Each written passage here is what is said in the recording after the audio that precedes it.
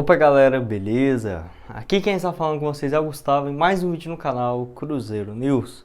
Bom, no vídeo de hoje vamos falar a respeito das maiores vendas da história do Cruzeiro, que teve uma notícia bem interessante que eu já queria trazer aqui para vocês há um bom tempo lá do Super Sports, com os números atualizados de alguma das maiores vendas do Cruzeiro, que você vai ter uma noção, um dinheiro muito grande que entrou no Cruzeiro e que simplesmente não soube aproveitar. A respeito também do caso envolvendo o token da Raposa, que o Cruzeiro lançou, quantos milhões o Cruzeiro já faturou até agora, e que várias outras equipes também têm adotado esse método, né, e também outras da Série B, inclusive, que eu queria compartilhar com vocês, a respeito do Luxemburgo, que deu uma entrevista essa semana e também falando sobre essa possibilidade do Cruzeiro conseguir uns pontos na tabela, justamente hoje, né, vencendo o Goiás fora de casa seria um resultado muito interessante, além também do Alexandre Matos, que muitos de vocês perguntaram onde que ele estava, se ele já tinha acertado com algum clube lá da MLS, que ele já tinha falado, né, que tinha propostas de lá, mas que até agora não apareceu absolutamente nada, tá?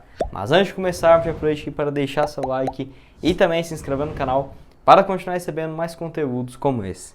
Bom, vamos começar falando justamente sobre esse caso envolvendo o Luxemburgo, que ele falou a respeito disso também na última entrevista coletiva, né, no caso, e também teve uma matéria no Globoesporte.com falando sobre esse primeiro mês aqui do Cruzeiro, em que o Luxemburgo hoje, por exemplo, tem um aproveitamento melhor do que o primeiro colocado da Série B, que é no caso do Curitiba. Para você ter uma ideia, o Curitiba hoje tem um aproveitamento na casa de 63,30%, e o Cruzeiro tem um aproveitamento superior a 66,6%. Então é um aproveitamento bem melhor desde quando o Luxemburgo chegou aqui na Raposa. E até mesmo a vitória hoje seria fundamental, por conta de que o Cruzeiro poderia terminar até em 12º lugar, por causa dos tropeços das equipes que estão no meio da tabela. Que é no caso o Remo, que perdeu fora de casa, também teve no caso da Ponte Preta, e o Brusque, que empatou na rodada, e o Cruzeiro vencendo, chegando a 28 pontos, poderia passar esses três times e chegar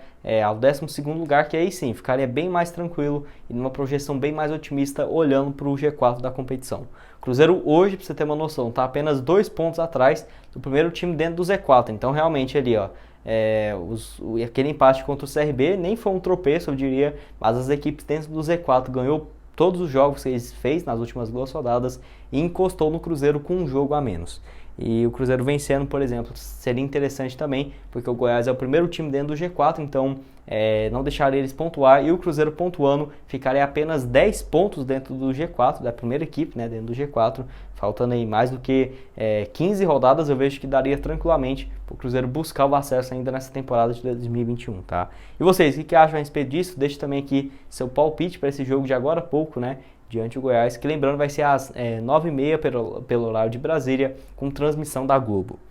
Queria também falar um pouco a respeito do caso envolvendo as maiores vendas da história do Cruzeiro, que o Super Sports trouxe algumas matérias interessantes nesse ano, uma dessas sobre essas vendas e com valores bem atuais de quanto que valeria, por exemplo, algumas das maiores transações que o Cruzeiro fez, que todas elas, para você ter uma noção, nessa década, até porque ali na década de 90, de 80, não era muito comum transferência de jogadores. O primeiro, para você ter uma ideia, é o Giovani, lá, que foi negociado com o Barcelona da Espanha. Eu não vou falar muito aqui de cada jogador e tudo mais, porque senão ficaria muito grande, mas ele foi muito importante naquelas conquistas da Copa do Brasil, diante do São Paulo e tudo mais. Foi negociado por 18 milhões de dólares, que hoje equivalia, seria, né, no caso, mais de 136 milhões com a cotação atual, e também pela valorização e também correção monetária. Então, para você ver, 136 milhões, a maior venda seria, ele foi negociado lá em 2001. O Fred também foi vendido para o Lyon por 97,3 milhões de reais,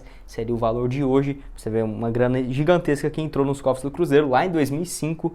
Tem também o Arrascaeta, que foi negociado por 76 milhões, que hoje seria 82,2, uma correção bem pequena, mas ainda assim bem interessante, né? Tem também o Fábio Júnior, que foi negociado lá para Roma, da Itália. Naquela época foram apenas 15 milhões de dólares, que era equivalente a 18 milhões de reais. Olha o tanto que a cotação era quase 1 para 1, né? E hoje esse valor seria de 67,7 milhões pelo Fábio Júnior.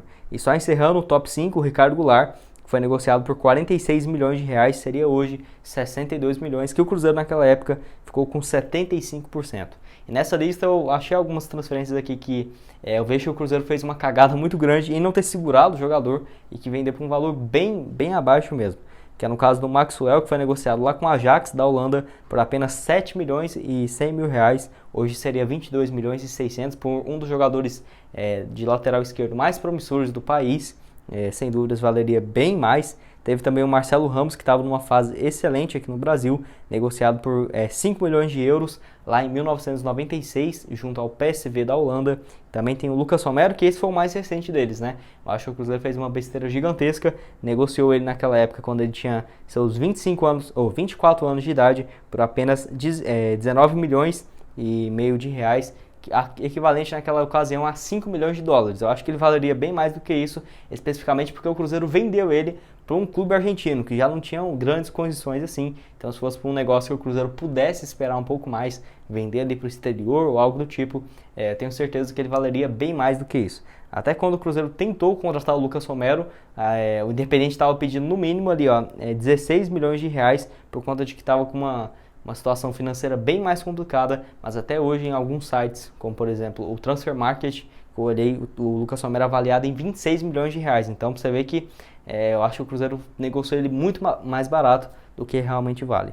E o último, logicamente, o Dudu, que aparece em 25º lugar, como maior transferência da história do Cruzeiro, mas o Cruzeiro vendeu ele por 5 milhões de euros lá em 2011, equivalente hoje a 19 milhões e 100 mil reais, valor ridiculamente baixo. Para você ter uma noção, o Palmeiras emprestou ele por 8 meses apenas, um valor equivalente a 33 milhões de reais, e se o clube quisesse comprar ele lá do Catar, seria quase 65 milhões por toda a transação. Enfim, um jogador que hoje já está com 31 anos de idade, o Cruzeiro negociou ele naquela época, lá em 2011, quando ele tinha apenas 19.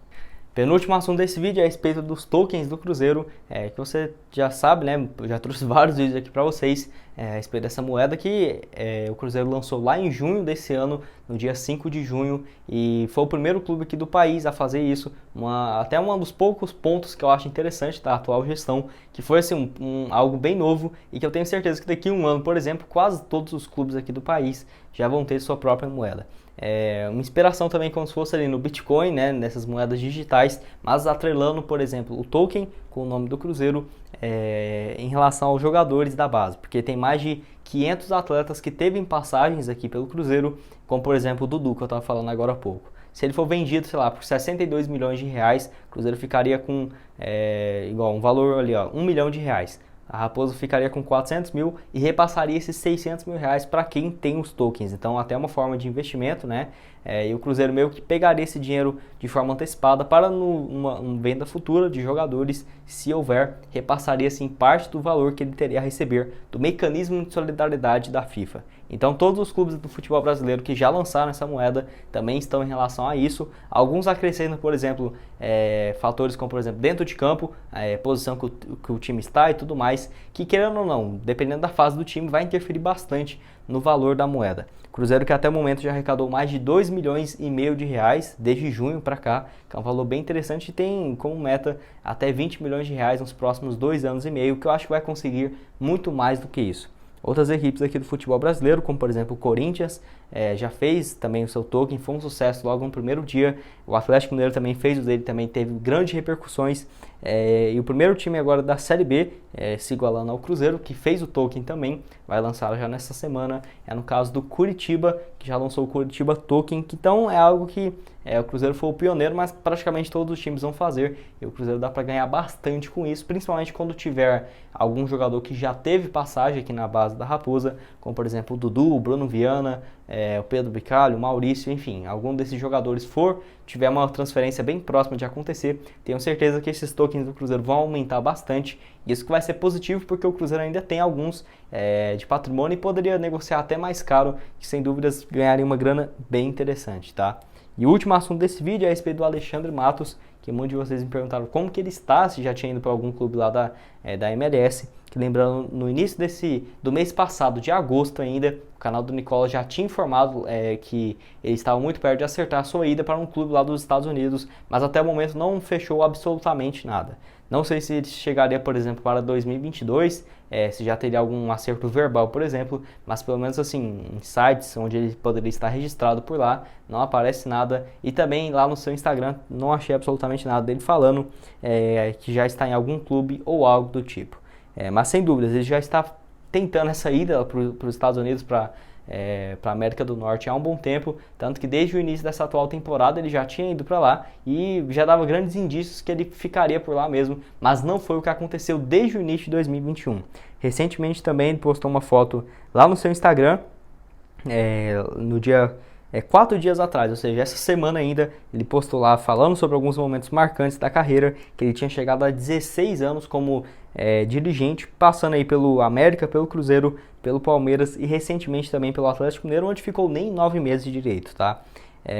E alguns torcedores do Cruzeiro pedindo para ele voltar para a Raposa, logicamente, ele nem comentou um pouco a respeito disso, não falou absolutamente nada, mas logicamente seria bem interessante a volta dele, tanto que até o próprio Atlético Mineiro demitiu ele recentemente, eu acho que se fez uma grande cagada também. O Palmeiras, alguns torcedores ainda pedem a volta dele, que o Matos é um cara extremamente a favor da base, porque ele foi fundamental para aquela reformulação na base do Palmeiras, que hoje revela vários jogadores, mas alguns anos atrás, 5, 6 anos, a base era totalmente esquecida e nem tinha grandes jogadores saindo por lá, tá? Enfim, vamos ver, né? Se o Matos realmente não tiver clube, quem sabe ele poderia ser mais viável para o ano que vem, por exemplo, porque ele tem uma amizade muito próxima com o Pedro Lourenço e tenho certeza, se o Pedro Lourenço colocar dinheiro no Cruzeiro, ele tiver essa proximidade boa como tem com o Alexandre Matos, tenho certeza que ele aceitaria voltar aqui para o Cruzeiro e trabalhar aqui novamente, que seria bem interessante, né? O Alexandre Matos, ao menos na minha opinião, estaria entre os top 3